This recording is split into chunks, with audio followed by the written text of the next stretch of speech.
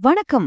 நம்ம வீட்ல இருக்கிற பெரியவங்களுக்கு, அதாவது முதியவர்களுக்கு ரொம்பவே யூஸ்ஃபுல்லான, ஆனா நிறைய பேருக்கு இன்னும் முழுசா தெரியாத சில முக்கியமான அரசு நலத்திட்டங்கள பத்தி தான் இந்த விளக்கப் பதிவுல நாம பார்க்க போறோம். முக்கியமா இந்த சேவைகள் எல்லாமே தேடி போய் வாங்க வேண்டியதில்ல, நேரடியா அவங்க கைக்கே, அதாவது உங்க வீட்டுக்கே வரக்கூடிய சேவைகள். கொஞ்சம் யோசிச்சு பாருங்க. உங்களுக்கு தெரிஞ்ச முதியவர்கள் ஒரு சின்ன மெடிக்கல் செக்கப்காகவோ இல்ல ரேஷன் பொருட்கள் வாங்குறதுக்காகவோ மணிக்கணக்கா லைன்ல நின்னு கஷ்டப்படுறத நீங்க பாத்திருக்கீங்களா? ஆகஸ்ட் 2026ல நிறைய புதிய சலுகைகள் வந்திருந்தாலும் அது வெளியே சரியா தெரியாததால நிறைய முதியவர்கள் இன்னும் வீண் அலைச்சல சந்திச்சிட்டு இருக்காங்க. அத மாத்தணுங்கிறது தான் நம்ம நோக்கம். சரி, இன்னைக்கு நாம எதை பத்தி தெளிவா தெரிஞ்சுக்க போறோம்னா, முதியவர்களுக்கான வீட்டு மருத்துவ சேவை, ரேஷன் பொருட்கள் எப்படி டோர் டெலிவரியா வாங்குறது, கிராமப்புற நடமாடு மருத்துவமனைகள், அப்புறம் வீட்டுக்கே வரும் பேங்கிங் சேவைகள், இது எல்லாம் எப்படி ஈஸியா வாங்குறதுன்னு பார்க்கலாம். விஷயம் ரொம்ப ரொம்ப அவசியமானது. அதுதான் வீடு தேடி வரும் மருத்துவ சேவை. NPCHE அப்படின்னு சொல்லுவாங்க. NPHCE, அதாவது முதியோர்களுக்கான தேசிய சுகாதார பராமரிப்பு திட்டம். இது வெறும் ஒரு கவர்மெண்ட் பேரு கிடையாதுங்க, உண்மையிலே ஒரு சூப்பரான விஷயம். மருத்துவர்கள், ரெகுலர் செக்கப், அப்புறம் மாத்திரை மருந்துகள், இது எல்லாத்தையும் முதியவர்கள் எங்கேயும் அலையாம அவங்க வீட்டுக்கே கொண்டு வந்து சேர்க்கிற ஒரு அருமையான மத்திய அரசு திட்டம் இது. இதுல ஒரு முக்கியமான சிறப்பம்சம் என்ன தெரியுமா? நிஜமாவே யாருக்கு இந்த உதவி தேவையோ அவங்களுக்கு இது கரெக்டா போய் சேருது. 60 வயசு தாண்டியவங்க, படுத்த படுக்கையா இருக்கிறவங்க, வாக்கிங் ஸ்டிக் வச்சு நடக்கிறவங்க, அப்புறம் தொடர்ந்து மெடிக்கல் சப்போர்ட் தேவைப்படுற நாள்பட்ட நோயாளிகள், இவங்களுக்கு இது நிஜமாவே ஒரு மிகப்பெரிய வரப்பிரசாதம்னு தான் சொல்லணும். அடுத்ததா நாம பார்க்க போற 2வது முக்கியமான விஷயம் உணவு பாதுகாப்பு. அதாவது முதியவர்களுக்கு வீடு தேடி வரும் ரேஷன் பொருட்கள். இந்த தாயுமானவர் திட்டம் ஆரம்பத்துல 75 வயசுக்கு மேல இருக்கிறவங்களுக்கு மட்டும்தான் இருந்துச்சு. ஆனா இப்போ ஒரு நல்ல விஷயமாக 60 வயசு தாண்டிய முதியவர்கள், கைப்பெண்கள், மாற்றுத்திறனாளிகள்னு எல்லாருக்கும் இதை விரிவுபடுத்திட்டாங்க. அப்படின்னா என்ன அர்த்தம்? மாதாந்திர ரேஷன் பொருட்கள் இனி நேரடியா அவங்க வீட்டுக்கே வந்துடும். அந்த வேட்டெல்லாம் தூக்கிட்டு அலைய வேண்டியதில்ல. இதுல இன்னொரு தலைவலி என்னன்னா, இந்த ரேஷன் கடையில கைரேகை வைக்கிறது. வயசானவங்களுக்கு ரேகை சரியா விழாம படுற பாடு இருக்கே, அப்பா!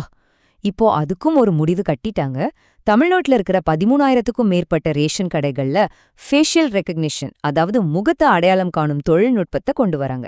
இதனால கைரேகை விழலைங்கிற டென்ஷனும் அலைச்சலும் இனி முதியவர்களுக்கு சுத்தமா கிடையாது.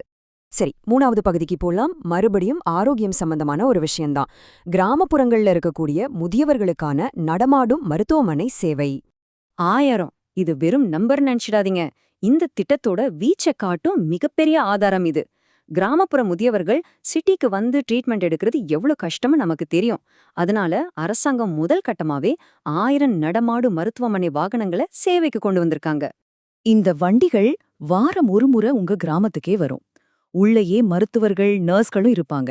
பிபி செக் பண்றது, சுகர் லெவல் பாக்குறது, அப்புறம் அந்த வாரத்துக்கு தேவையான மாத்திரைகளை கொடுக்கறதுன்னு எல்லாமே அந்த இடத்துலயே நடந்துடும்.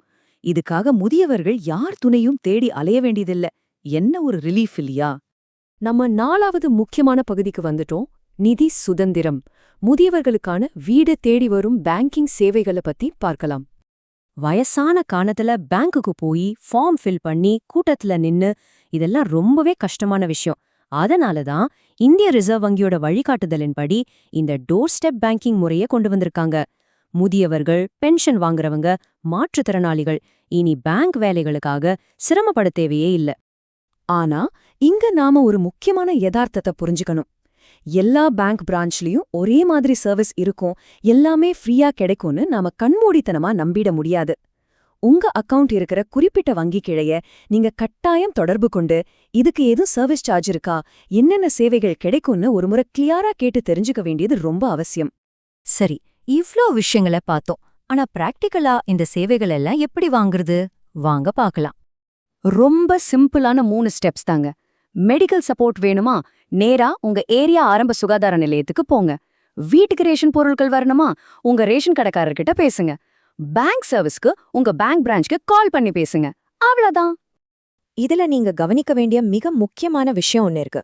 இந்த NPHC மாதிரி மெடிக்கல் ஸ்கீம்ஸ்க்கு நீங்க ஆன்லைன்லலாம் அப்ளை பண்ண முடியாதுங்க. உங்க ஏரியாவில் இந்த சர்வீஸ் ஆக்டிவா இருக்கான்னு தெரிஞ்சுக்க பக்கத்துல இருக்கிற அரசு மருத்துவமனைக்கோ இல்ல ஆரம்ப சுகாதார நிலையத்துக்கோ நேரடியா போய் விசாரிச்சா மட்டும்தான் உண்டு. இதை மட்டும் மறந்துடாதீங்க. முதியவர்களுக்கான மாநில அரசுகளோட ஹெல்த் இன்சூரன்ஸ், ஆன்மீக பயணத்திட்டங்கள் பத்தியெல்லாம் நாம வரப்போற விளக்க பதிவுகள்ல இன்னும் டீட்டெயிலா பேச போறோம். ஆனா அதுக்கு முன்னாடி இன்னைக்கு நாம பார்த்த இந்த இலவச டோர் ஸ்டெப் சேவைகள்ல எந்த சேவை உங்க வீட்ல இருக்கிற பெரியவங்களோட வாழ்க்கைய நிம்மதியாக்கும்னு நீங்க நினைக்கிறீங்க? யோசிங்க, உடனே செயல்பட தொடங்குங்க.